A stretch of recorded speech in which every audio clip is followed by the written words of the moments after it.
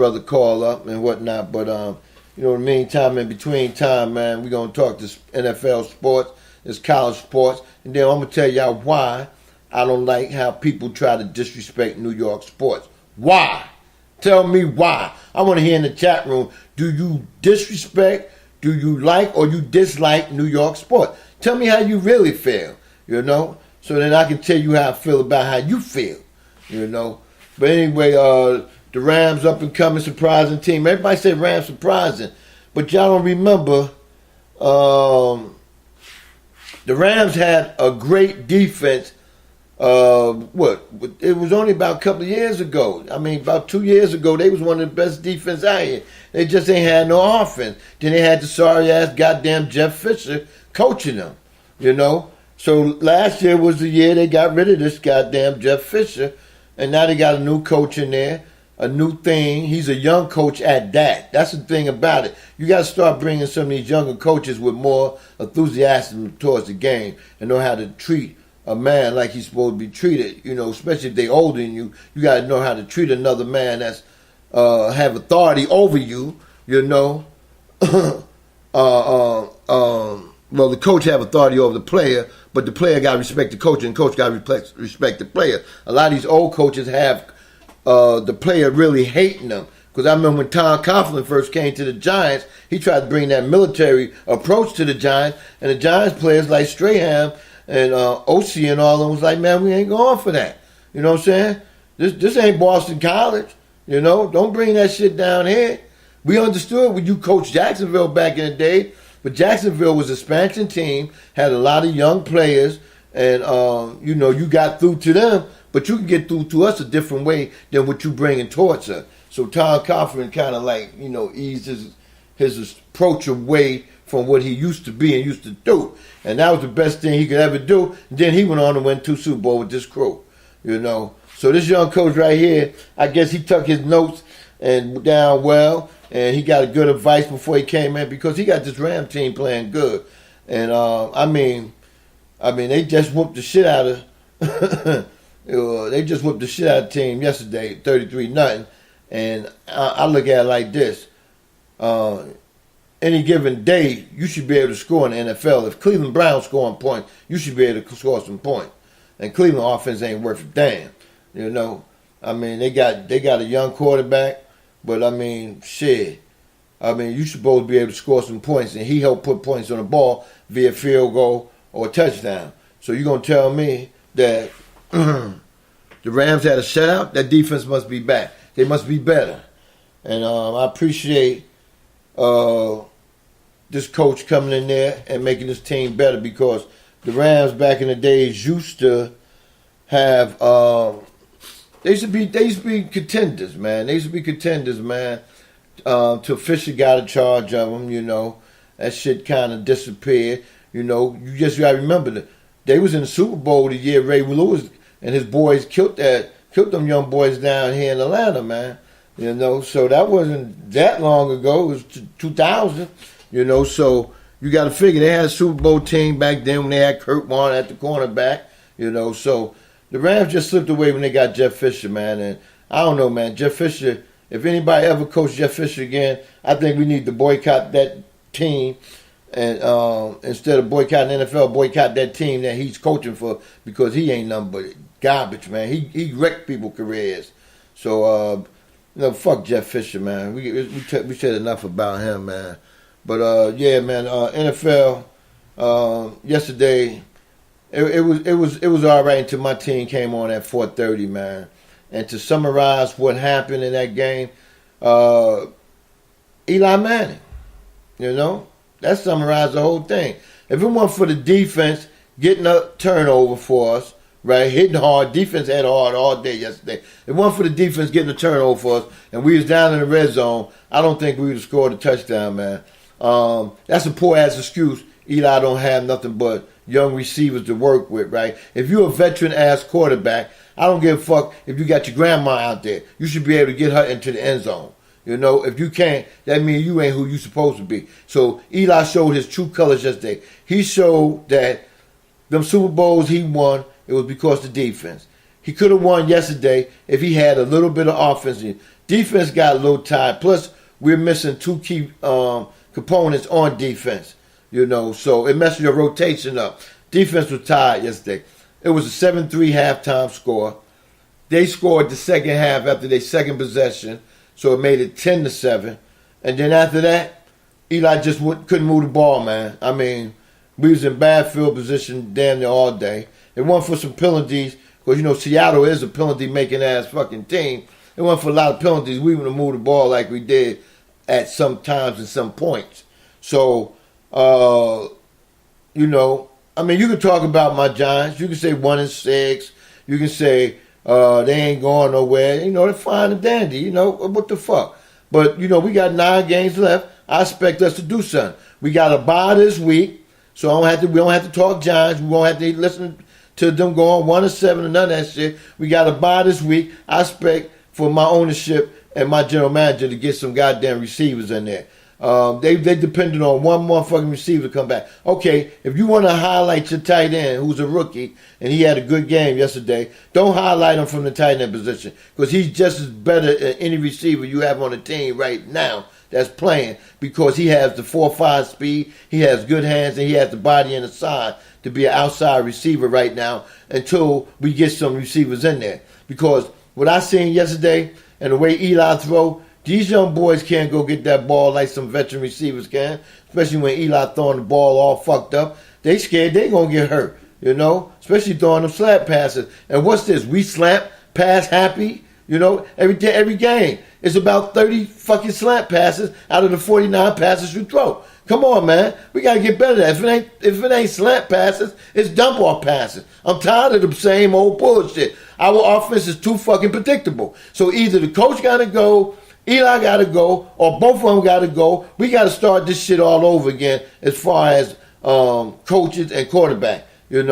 I believe we can go get a young quarterback right now out of college and do a way better job than what Eli Manning doing. And I'm tired of sports radio in New York, ESPN, and all these other sports radio bagging Eli.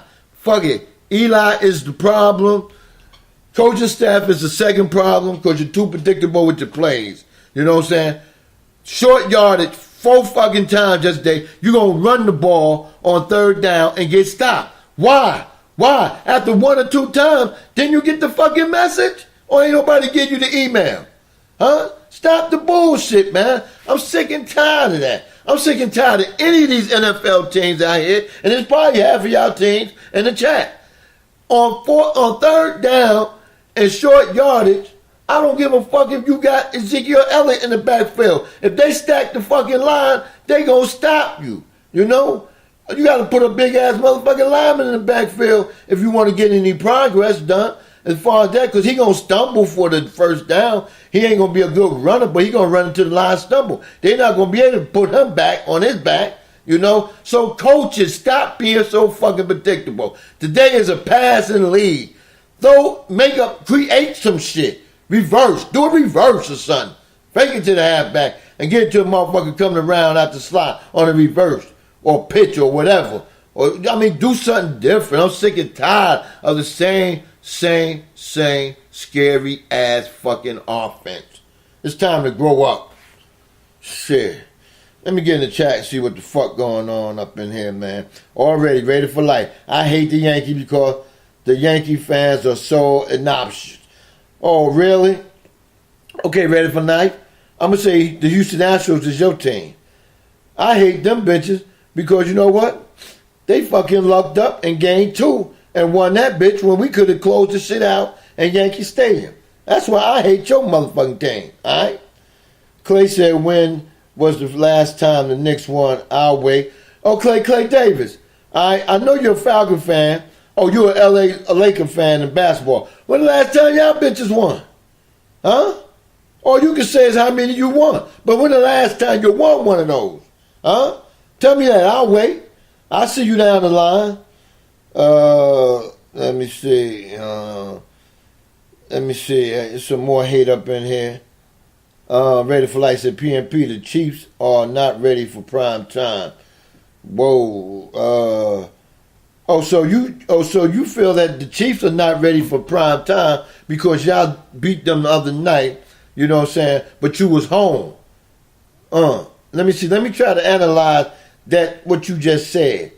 You don't think the Chiefs is ready for prime time, but I seen the Raiders get their ass beat at home 2 weeks ago. So if they're not ready for prime time, you're not ready for no time. Because, by the way, what is your record rated for life? I'll wait on that. Let me see. Tip said, meeting all morning, big girl. Plus, I have the fill-in for my assistant. Okay, so Tiff was busy all morning. That's why you couldn't participate in the show. But I'm glad you're here, mommy. And you stay right up in here. And don't let them talk shit to you about your team. You stick up for your team. You know what I'm saying? Your team is 5-2 for a reason. All right? And they got 9 more games to go, just like my team. Let me see. Let me move on. Mocha says, Shy, I saw you on Chief Facebook Live this weekend. Yeah, that's right, everybody. I was over the lovely Spicy Conversation house this weekend. She had a Halloween party. Hey, man, Spicy, do it up, man. I mean, she had it all decorated up in there, Halloween, man.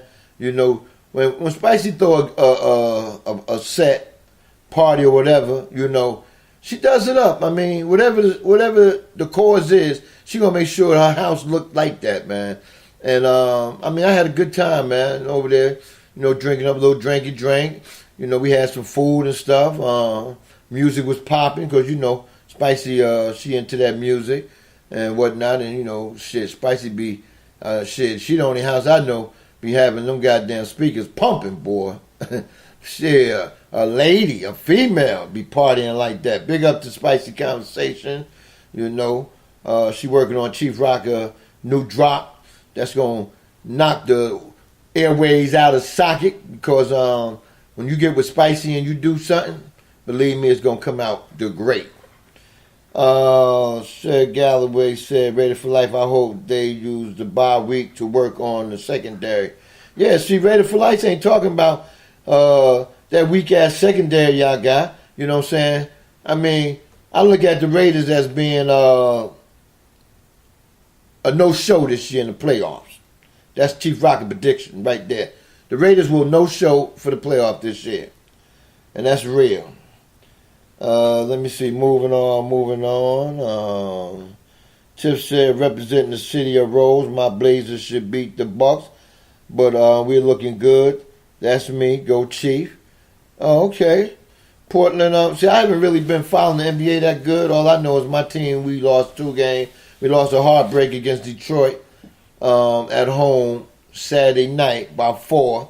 You know, Joker went up for 31 on us. Porzingis did his thing. He had 30-some-odd points, too. You know. We going to be good, man. I mean, I don't give a fuck with nobody in there say, yeah, that's right, somebody just choked on what they was drinking. The Knicks going to be good this year. You know, there's only 2 games, man, out of 84. Come on now, give me a break, son. We're going to be good. And I see us doing things with that young team, man. We finally got a lot of money out the way as far as Olin cats, you know. And now we can start focusing on, you know, getting that team to where they need to be. I say one good veteran coming in and probably doing it before the trade deadline, and we'll be all right. We'll definitely be all right. Let me see.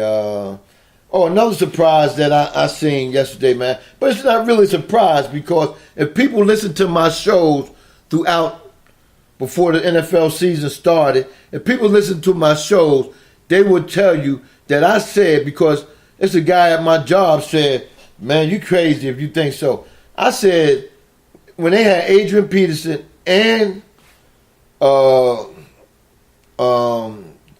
Ingram, right, as running backs, I said, if Sean Payton used them right with Drew Brees and that throwing attack, they should score 40 points a game, right? Dude told me, man, you crazy. Saints ain't going to do it. Saints ain't going to do that. They may not be scoring 40 a game, but they're putting up enough points to win games. And that defense is surprising people. Defense coordinator, I never heard of him. I think he used to coach with the Raiders, if I'm not mistaken. But he's doing his thing with that defense out there in New Orleans, man.